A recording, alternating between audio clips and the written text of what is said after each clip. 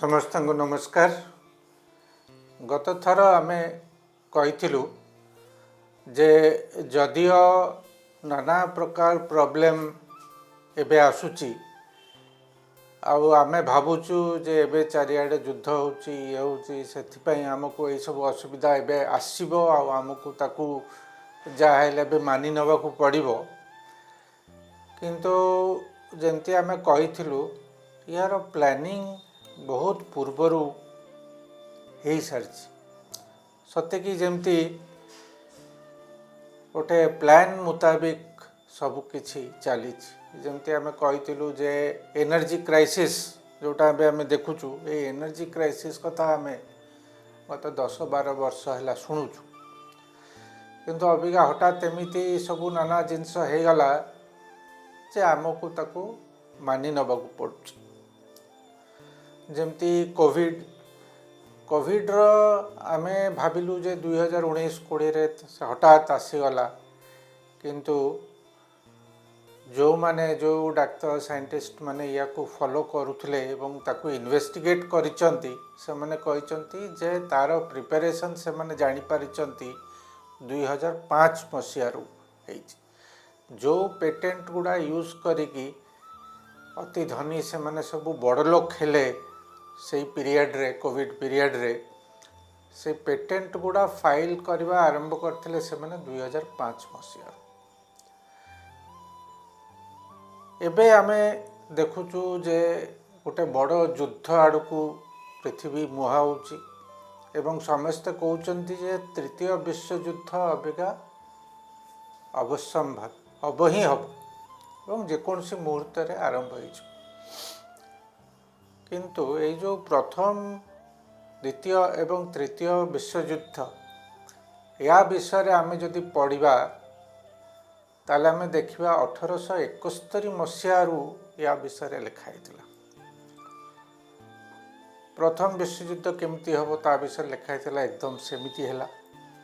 द्वितीय विश्व युद्ध जमती लिखाई सेमिति हैला एवं तृतीय विश्व युद्ध विषय भी लिखाई कौन लिखाई जे यही विश्व युद्ध रे सबू जो धर्म अच्छी सबू जो गोष्ठी अच्छी समस्त भितर बाड़िया पिटा सिचुएशन दंगा सिचुएशन क्रिएट करिकी से माने गोटे सबू जिनस ध्वंस करिकी गोटे नुआ व्यवस्था आनिबा को चेष्टा करिवे जोटा कि आमे एबे नुआ विश्व व्यवस्था बा न्यू वर्ल्ड ऑर्डर हिसाब रे चारिआडू शुणिया को पाउछु। पर्टिकुलरली लिखाई जे ख्रिश्चियन और मुस्लिम मानकू आमे भिड़े दबा से माने परस्पर को खत्म कर देबे। तेणु आपण माने सेतरो बुझी परचंती जो माने एटा करूचंती तांको धर्मटा गोटे अलगा आमे जते कि धर्म जानिछु ता भितर तांको धर्मटा आसु एवं यही कथाटा भी नाना फोरम रे डिस्कशन हेची जे आमे जते कि धर्म जानिछु ता बाद भी गोटे धर्म अछि जोटा कि शैतान धर्म बोली लोक कहउचंती एवं आमको आमर अर्थव्यवस्था आमर जा सबू स्ट्रक्चर हेची पृथ्वीर जो नुआ नुआ स्ट्रक्चर आम देखिलु वर्ल्ड बैंक है IMF है तापर WHO है UN है कह जाए जे यही माने ही सेगुड़ा आनिले टोटल पृथ्वी उपर निजर कंट्रोलटा आनिबा पई आमे भाविलु कौन ना आमे गोटे शांतिर दिग को जाऊचु आमे गोटे नुआ एमिति गोटे व्यवस्था आणुचु जोटी कि आउ युद्ध हेनी लोक शांति रे बंचिबे साइंटिफिक डेवलपमेंट कथा कुआगला डेवलपमेंट कथा कुआगला किंतु आज आमे आसिकी को जगह रे पहुँचलु आमे एमिति गोटे व्यवस्था को आपणे नेलु जोटा कि ଆମର ସମସ୍ତ ସମ୍ପଦକୁ ସେ ଲୁଣ୍ଠନ କରିଦେଲା। ଆଗରୁ ଲୋକ ଭାବୁଥିଲେ ଯେ ନିଜେ ବଞ୍ଚିବୁ ଏବଂ ଆଗାମୀ ପିଢ଼ି ଯେତେ ଆସିବ ସେମାନେ ବି ବଞ୍ଚିବେ। ଗାଁ ଗାଁରେ ଲୋକ ଗଛ ଲଗାଉଥିଲେ। ସେମାନେ ଜାଣିଥିଲେ ଯେ ତାଙ୍କର ଜୀବିତ ଅବସ୍ଥାରେ ସେ ଗଛର ଫଳ ସେମାନେ ପାଇବେନି, କିନ୍ତୁ ତାଙ୍କ ମନରେ ଥିଲା ଯେ ତାଙ୍କର ପିଲା, ତାଙ୍କ ନାତି, ତାଙ୍କର ପିଲା ଏମାନେ ସବୁ ତା'ର ବେନିଫିଟଟା ପାଇବେ। କିନ୍ତୁ ଏଇ ଯେଉଁ ସଭ୍ୟତା ଯେଉଁଟାକି ଗୋଟେ ପ୍ରକାର ଇଣ୍ଡଷ୍ଟ୍ରିଆଲ ରିଭଲ୍ୟୁସନରୁ ଆରମ୍ଭ ହେଲା, ଏଇ ସଭ୍ୟତା କିନ୍ତୁ ସେସବୁ ଆଉ ଦେଖିଲାନି। କୌଣସି ନୀତି ନିୟମ ସେ ଆଉ ଦେଖିଲାନି। ଆଗରୁ ମଣିଷକୁ ସର୍ବୋଚ୍ଚ ସ୍ଥାନ ଦିଆହେଉଥିଲା, ମଣିଷ ପଣିଆକୁ ସର୍ବୋଚ୍ଚ ସ୍ଥାନ ଦିଆହେଉଥିଲା। କିନ୍ତୁ ଏମାନେ କହିଲେ ଯେ ଆଗରୁ ଆପଣମାନେ ଯାହା କରିଛନ୍ତି ସେସବୁ କୁସଂସ୍କାର ଏବଂ ମଣିଷ ଆଉ ମନୁଷ୍ୟତ୍ୱକୁ, ପୃଥିବୀର ସମ୍ପଦକୁ ନଷ୍ଟ କରିବାଟା ହେଉଛି ସାଇଣ୍ଟିଫିକ୍ ଡେଭଲପମେଣ୍ଟ। ଆମକୁ ଆପଣେଇବାକୁ ପଡ଼ିବ। ଆର୍ଥିକ ଲୋଭ ନାନା ଜିନିଷରୁ ଆମେ ତାକୁ ଆପଣେଇ ନେବୁ। ଅବିକା ଯେଉଁ ଜିନିଷ ସବୁ କୁହାହେଉଛି ଯେ ଏଇ ଯେଉଁ ନୂଆ ବିଶ୍ୱ ବ୍ୟବସ୍ଥା, ସେଥିରେ ପୁଣି ସେଇ କଥା କୁହାହେଉଛି। ସେଇଟା ଆସିଗଲେ ସବୁ ପ୍ରୋବ୍ଲେମ୍ ସଲ୍ଭ ହେଇଯିବ, ପୁଣି ଆମେ ଶାନ୍ତିର ଇଏରେ ରହିପାରିବା, ଆମେ ଗୋଟେ ନୂଆ ଯୁଗ ଆରମ୍ଭ ହେବ। କିନ୍ତୁ ସେଇ ଯୁଗର ବିଷୟରେ ଯାହା ସବୁ କୁହାହେଉଛି ସେଗୁଡ଼ା କ'ଣ ସତରେ ଶାନ୍ତିର ବା ସଷ୍ଟେନେବଲ୍, ଯେଉଁଟା କୁହାହେଉଛି ସଷ୍ଟେନେବଲ୍ ମାନେ କ'ଣ? ଚିରସ୍ଥାୟୀ। ସେ ଚିରସ୍ଥାୟୀ ବ୍ୟବସ୍ଥା ଆଣିପାରିବ କି? ଆମକୁ କୁହାଗଲା ଯେ ଇଣ୍ଡଷ୍ଟ୍ରିଆଲ ରିଭଲ୍ୟୁସନଟା ପୃଥିବୀର ସମ୍ପଦକୁ ନଷ୍ଟ କଲା ଏବଂ ପୃଥିବୀକୁ ପ୍ରଦୂଷିତ କଲା। ସେଥିପାଇଁ ଏବେ ଆମକୁ କୁହାହେଉଛି ଗ୍ରୀନ୍ ଇକୋନୋମି ବା ସବୁଜ ଅର୍ଥ ବ୍ୟବସ୍ଥା। ସବୁଜ ଅର୍ଥ ବ୍ୟବସ୍ଥାରେ କ'ଣ ହେଲା ନା, ଯେଉଁ କମ୍ପାନୀମାନେ ଯାହା କରୁଥିଲେ ସେଇଟାକୁ ହିଁ ନା ଚେଞ୍ଜ କରିକି ଗୋଟେ କୁହାହେଉଛି ଏଇଟା ସବୁଜ ଚିରସ୍ଥାୟୀ। ଆପଣ ଏବେ ଶୁଣୁଛନ୍ତି ଯେ ଆମେ ପେଟ୍ରୋଲ ବଦଳରେ ଇଥାନଲ ବ୍ୟବହାର କରିବା। ଇଥାନଲ ଏବେ 20% ଅଛି।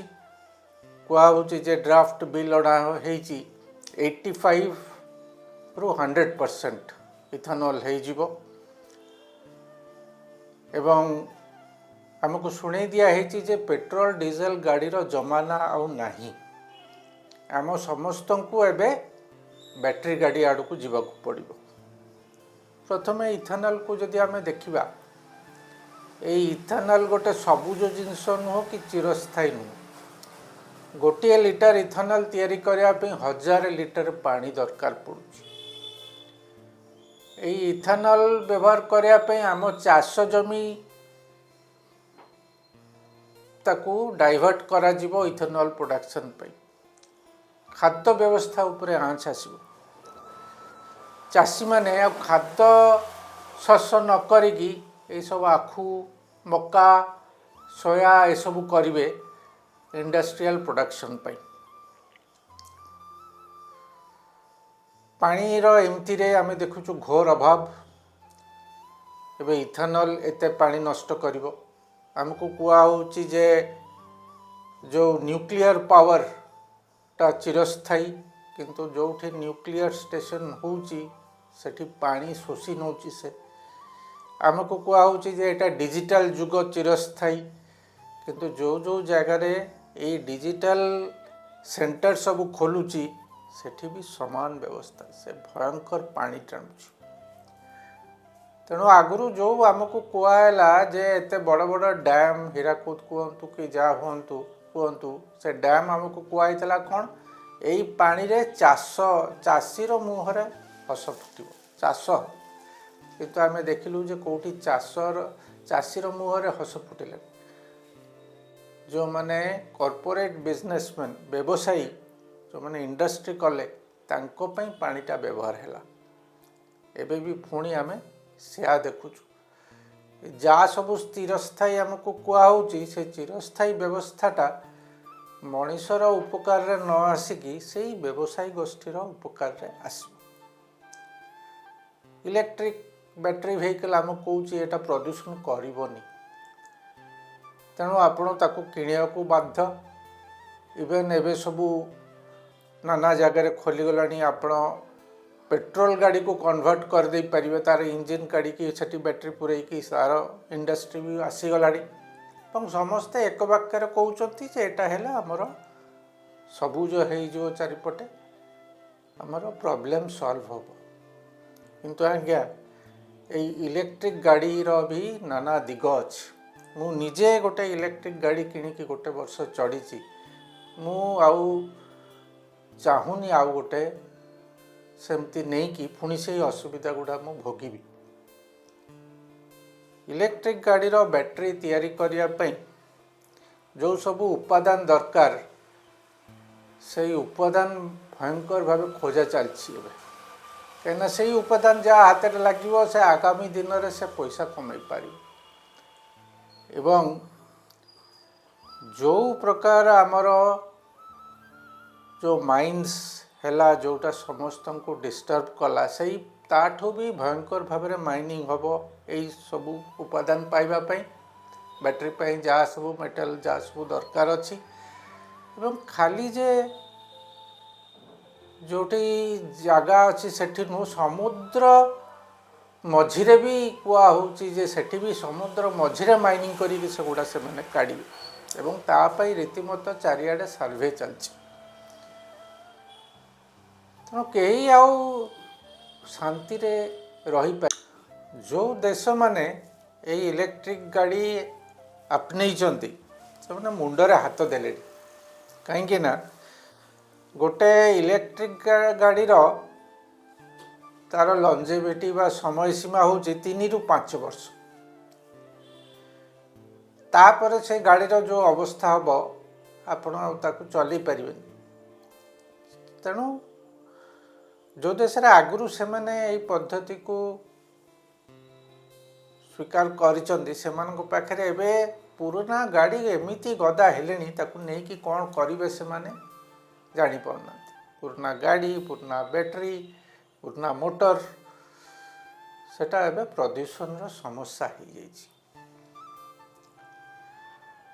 आमको जो कहला कंप्यूटर व्यवहार कर मोबाइल फोन व्यवहार कर आम जीवन को टिके सहज करदेला किंतु याठू जो वेस्ट बाहर से प्रदूषणटा भारी भयंकर जमती प्लास्टिक प्लास्टिक वर्तमान भ्रूण रे मिलूँ खाली मनीष नु सबू प्रजातिर भ्रूण रे प्लास्टिक मिलूँ ब्रेन भितर कहते प्रत्येकटा मनीषर ब्रेन भितर गोटे चामच माइक्रोप्लास्टिक अच्छी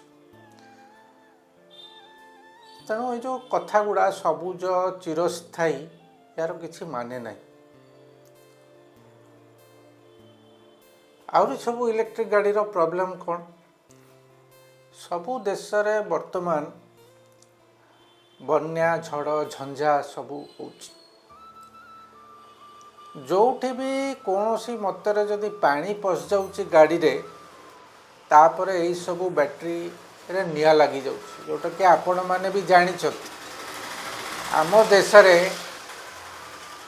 भयंकर रकम रे गाड़ी रे इलेक्ट्रिक गाड़ी रे बैटेरी गाड़ी रे निया लगुच शोरूम भितर थिला बेलू भी निया लगी जाऊँ पूरा शोरूम जली जाऊँ लोकों घरे निया लगिले पूरा घर नष्ट हो जाऊँ लोक ए मरी से डेंजरटा कौन सी तार कौन सॉल्यूशन नहीं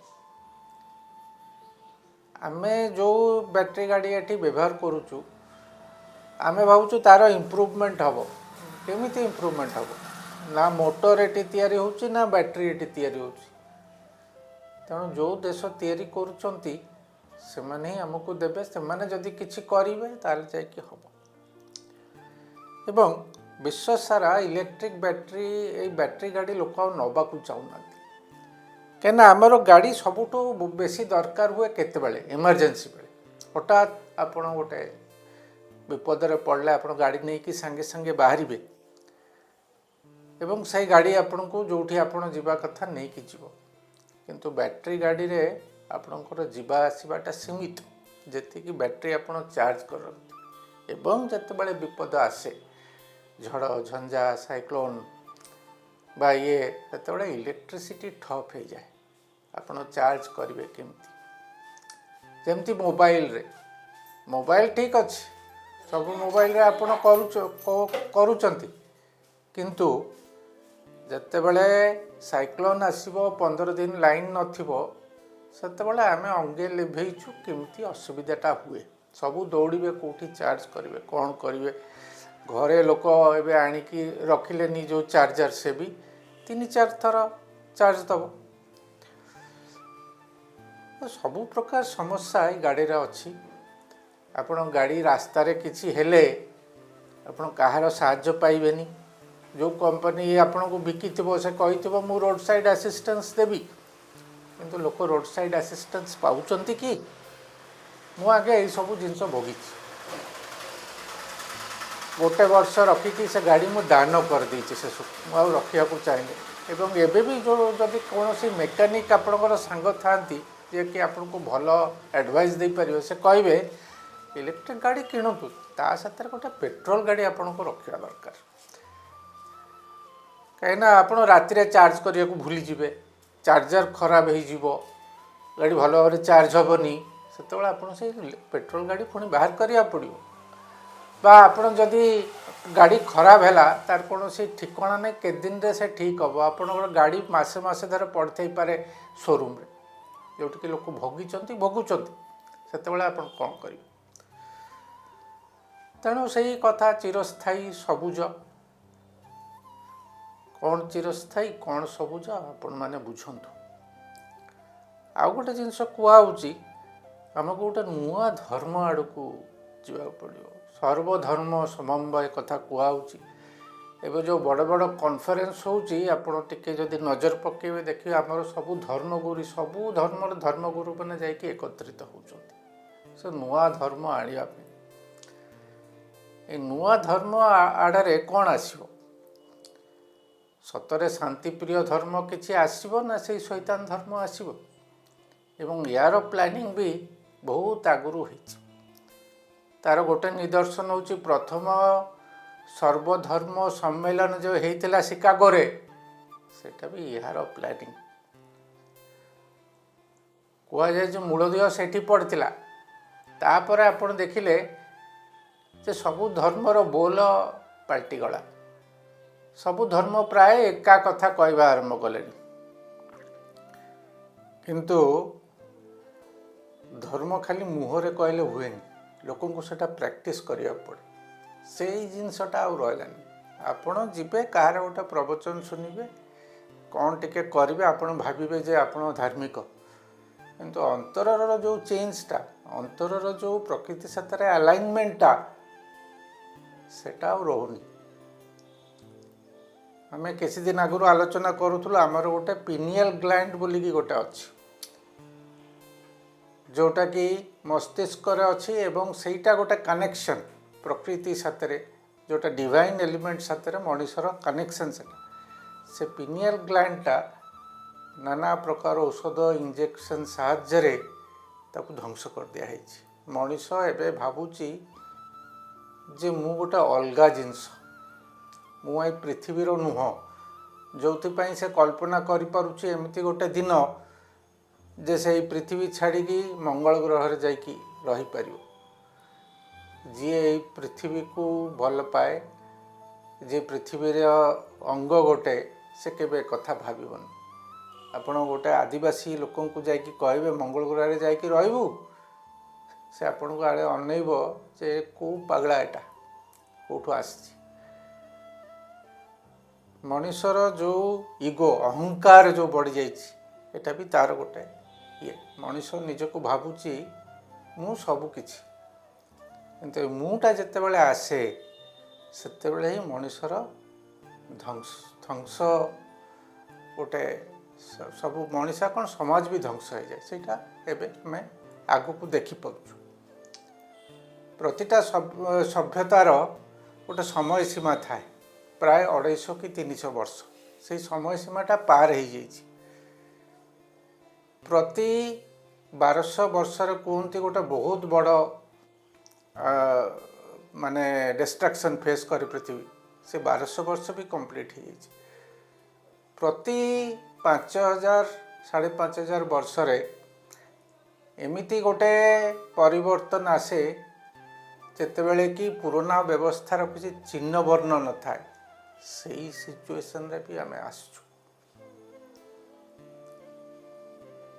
ଆମର ଯେଉଁ କୃତ୍ରିମ ବ୍ୟବସ୍ଥା ସବୁ ଅଛି, ଆମେ ଯେଉଁ କୃତ୍ରିମ ପୃଥିବୀରେ ବାସ କରୁଛୁ, ସେ କୃତ୍ରିମ ପୃଥିବୀର ବୟସ କହୁଛନ୍ତି ଆଉ 7 ବର୍ଷ କି 6 ବର୍ଷ।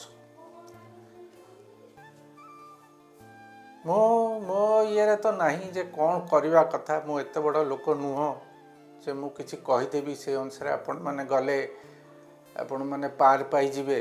ମୁଁ ପ୍ରବଚକ ନୁହଁ କି ମୁଁ ଏତେ ସ୍ପିରିଚୁଆଲ୍ ଲୋକ ନୁହଁ। କିଏ କହୁଛନ୍ତି ମାଧବ ମନ୍ତ୍ର ନେଇଯାଅ, କିଏ କହୁଛନ୍ତି ଅମୁକ ନେଇଯାଅ, ତମୁକ ନେଇଯାଅ, କିନ୍ତୁ ମୁଁ ସେସବୁ ଜାଣିନି। ମୁଁ ଖାଲି ଚେତେଇ ଦେଇପାରିବି ଯେ ଆଗକୁ ଏହା ହେବାର ଅଛି ଏବଂ ଆମେ କାହାକୁ ବିଶ୍ୱାସ କରିପାରିବା ସେଟା ବି ଆମକୁ ଦେଖିବାକୁ ପଡ଼ିବ।